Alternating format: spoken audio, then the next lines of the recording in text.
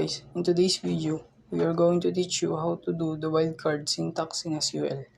But what exactly is the wildcard?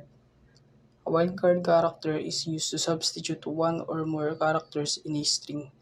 Wildcard characters are used with the like operator. The like operator is used in a where clause to search for a specified pattern in a column.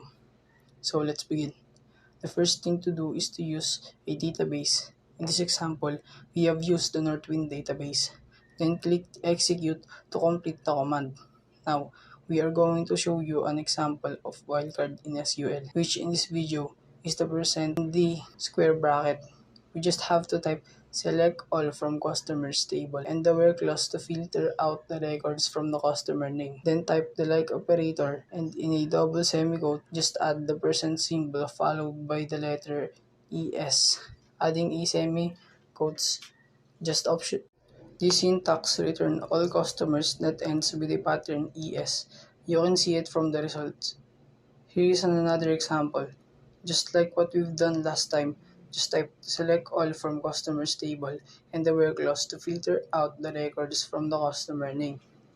Then type the like operator and in a double semicolon, just add the letter MER in the middle of a percent symbol. This syntax returns all customers that contain the pattern MER. We're gonna give you another example. Just type select all from customers table and the where clause to filter out the records from the customer name.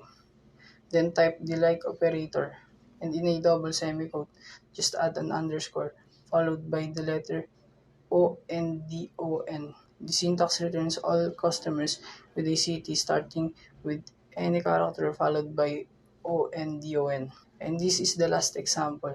Just type select all from customers table and the where clause to filter the records from the customer name. Then type the like operator and in a square bracket, just add the letter BSP, then a percent symbol in the outer right side of the bracket. The syntax returns all customers starting with either BS or P. That's it. Thank you for watching. Type select all from customers and the where clause to retrieve customer name and the like operator.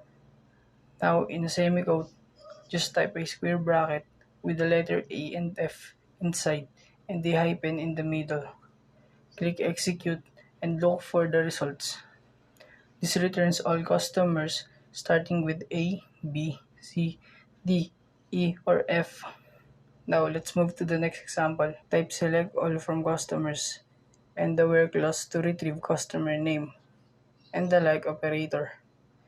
Now in a semicolon, just type the letter A followed by an underscore and percent symbol. Click execute and look for the results.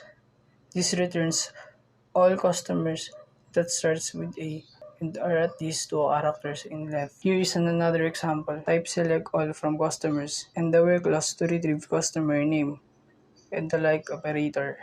Now in a semicolon, just type underscore followed by another letter and percent symbol. Just click execute and look for all the results. This return all the customers that are in the second position. And here's the last example. Type select all from customers and the where clause to retrieve customer name and the like operator.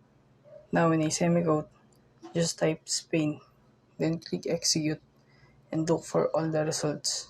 This return all customers from Spain. That's it. Thank you for watching.